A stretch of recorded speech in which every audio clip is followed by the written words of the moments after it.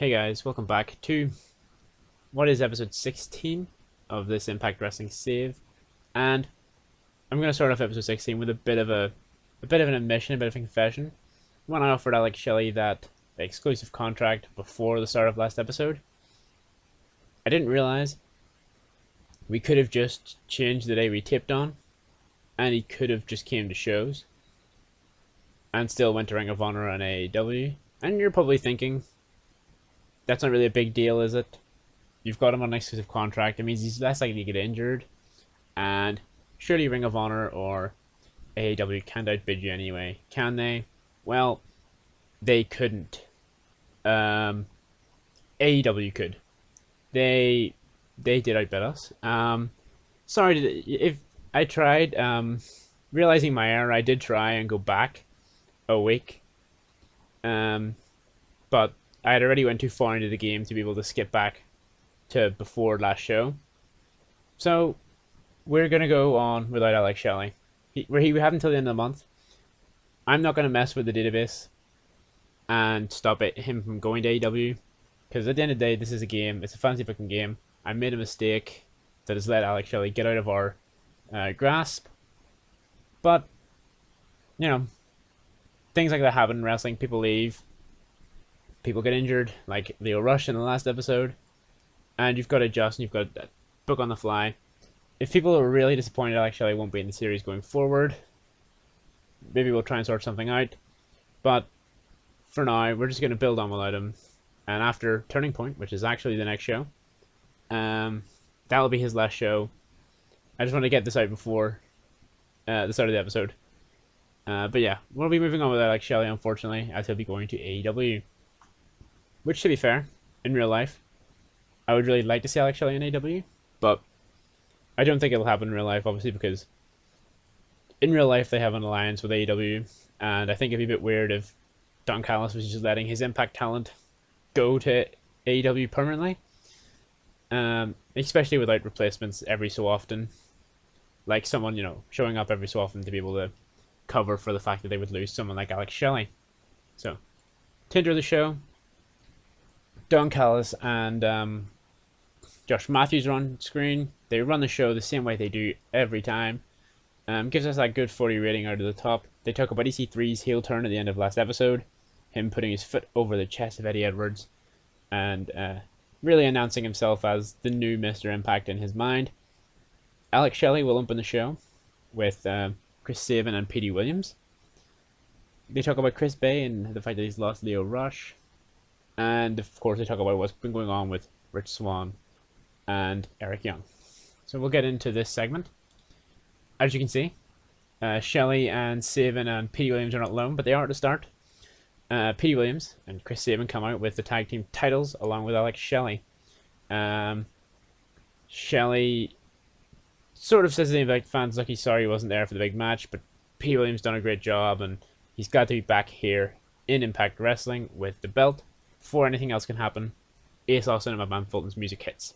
They come out, and Ace says, you know what, I didn't think I could see anything more ridiculous than Impact Wrestling allowing two guys who aren't even a tag team, to be the tag team champions just for one night.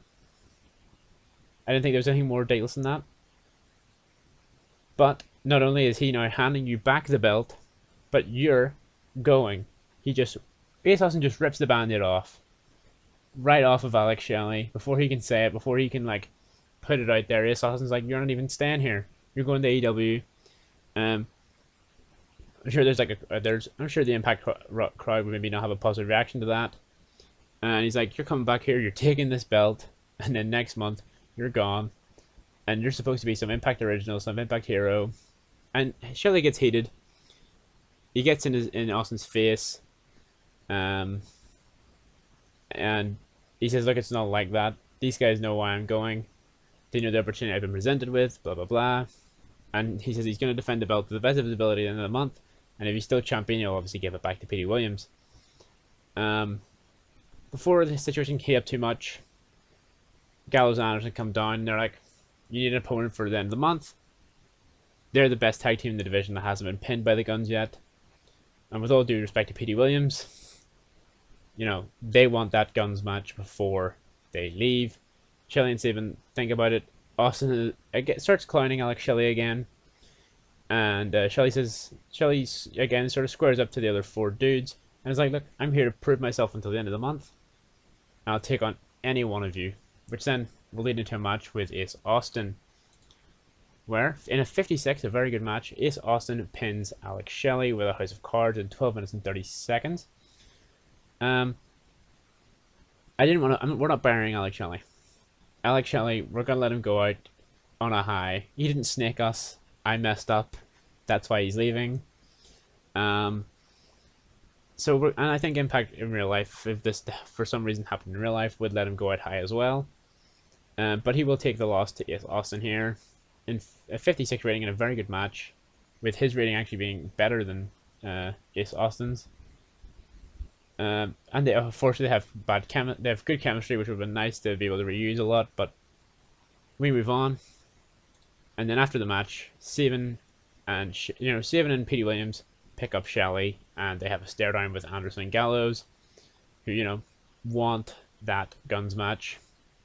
41. Will the Good Brothers get their match with the Guns? Let's find out. Hopefully next week. Next up, we have a sit-down interview between Madison Rayne, Jenna Perrazzo, and Susie, with Madison Rayne obviously acting as the interviewer, the middle woman, just trying to discuss, get to the bottom of what each woman thinks of this match. And of course, Susie is gleefully excited about having a Knockouts Championship match. You would almost think she hadn't been champion before, which Jenna Perrazzo points out. And Jenna Perrazzo says, look, there's a woman in there somewhere, a Knockouts champion in there somewhere, that she is taking seriously. But the Susie on the outside, she does not take seriously. And after similar barbs like that, she leaves the interview saying that this is a waste of her time, because Susie is a waste of her time. And that's when she leaves, with Susie looking a little bit dejected. So, and then we have a 42, which is a good written for these guys, as Heath and Rhino, who have finally actually made a tag team in the database, take on the Dizzy Hit Squad and beat them in 5:46 with a smash hit. Rhino got a 50, 48 for Heath, 40 for Raju, and 32 for Raj Singh. Good rating for these guys. Just a way to get Heath and Rhino back on TV before we're going to get them into a story pretty soon, leading up to right now. As Heath and Rhino say, before the Guns leave, or before, Alex Shelley leaves, they want that match. They want Heath and Rhino versus the Guns. And before they can even, that's meant to be Ethan Page. So ignore that and pretend it's Ethan Page. But they want that match. They want the Guns match. But then they're interrupted by Josh Alexander and Ethan Page, who say, what do you guys think? After you beat the Dizzy Hit Squad, you're suddenly title contenders. You're suddenly, in that stratosphere. And of course, Heath and Rhino bar back and say, look, you guys were in that big title match, and oh, didn't you lose it because Ethan got pinned? And Ethan will, freak out. Alexander will hold him back a bit. And they'll say, you guys aren't that good, and we're going to prove it before, Josh Alexander drags Ethan Page away. 46 is pretty good. Hopefully would have been better with Ethan Page involved, because he'll be in the story, but this is just a little issue that we've had here. Then, in a backstage segment, Chris Bay is being interviewed by Melissa Santos. She asks him, how he feels about Leo Rush's injury, how long Leo is going to be out for, which is 6 months, by the way, so a pretty long time. And some more, more on the fly booking. But he sort of says, Leo's out for 6 months. She asks if he would take back Johnny Swinger. Chris Bay says he doesn't think so. He doesn't think he would want Swinger back. After this, he's interrupted by the Rascals, as you can see, who say, surprised you don't want Johnny Swinger back. You seem kind of like you're afraid to be alone. They have no, they never wish harm to that level on someone like Leo Rush. He only just joined the company. It's really unfortunate he got injured. But, maybe it's time for Chris Bay to prove himself on his own, which Bay takes offensively, gets in front of the Rascals and says, you want to see Chris Bay do what he can do? You want to see him prove himself? He'll take on any one of you, bar, and points right at Trey and goes, bar him. So either Des or Wentz, right now, for the X Division Championship. So a big match right in the middle of the card as well. A 38 is a good rating for the segment. Maybe we should have put Madison Rain in it to sort of boost that rating a wee bit more. But, you know, you've got to kind of use what you've got. You know, we can't just have Melissa Santos here getting a paycheck without doing anything. And a 42 for Chris Bay versus Zachary Wentz in what is actually a pretty good match, based up in the 50s, which is where we want them. You know, EC3 got a 50 last week. Wentz is a 38, which is not that far behind. We had them go all out, and in 13 minutes, Chris Bay pinned Wentz with a quick roll up. It's not like a... You can kind of see throughout the match, Chris Bay is kind of looking around as if there's someone going to interfere in his match for him. He's looking for a Johnny Swinger. He's looking for Leo Rush.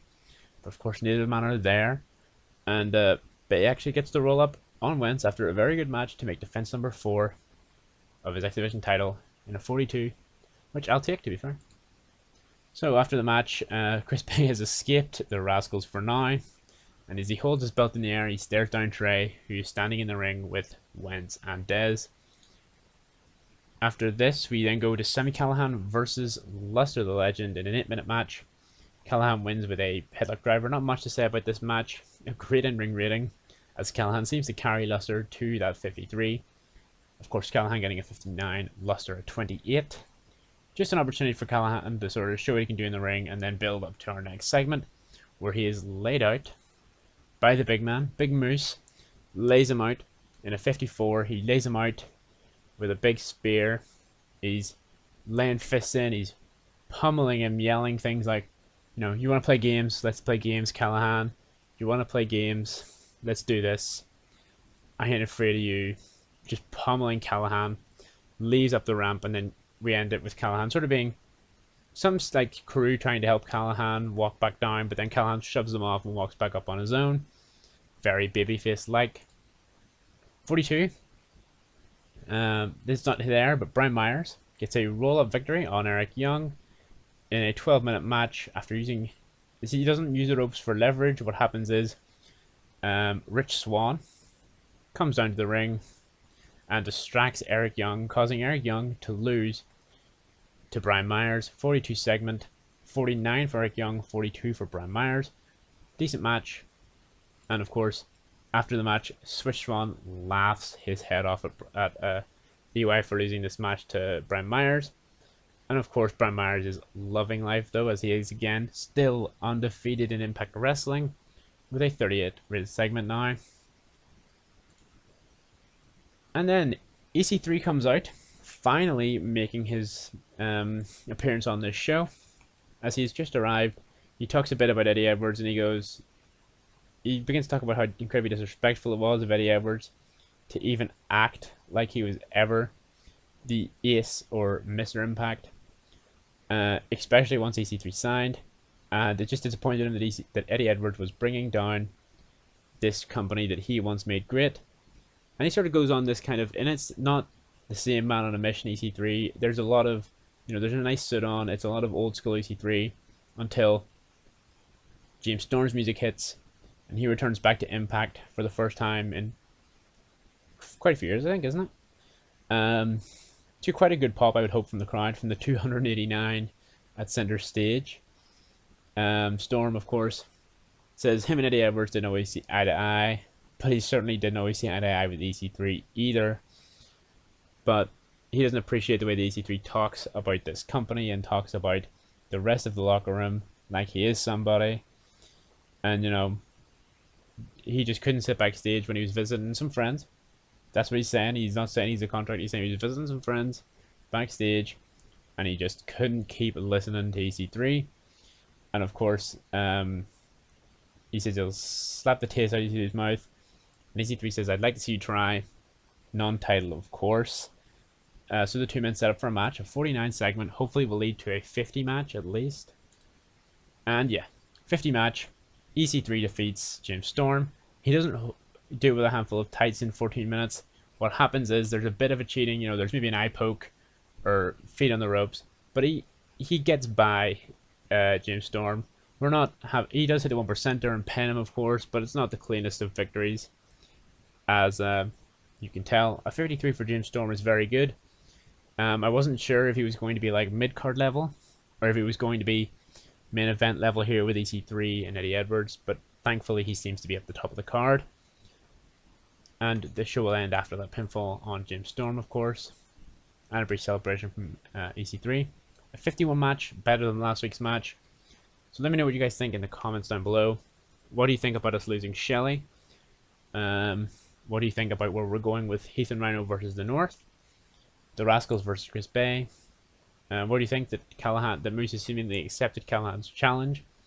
What do you think about Brian Meyer still being undefeated in Impact Wrestling? And what do you think about James Storm facing EC3 tonight in his debut? So thank you guys for checking out this episode.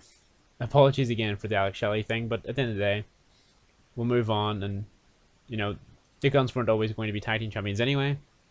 And eventually, you know, they would have faded into the back while we would have moved guys forward. So hopefully it won't be too big of a miss for the tag team division. And hopefully maybe Chris Sabin can do some good things solo or with Petey Williams. So thank you guys for checking out this episode. I'll see you in the next one. Cheers.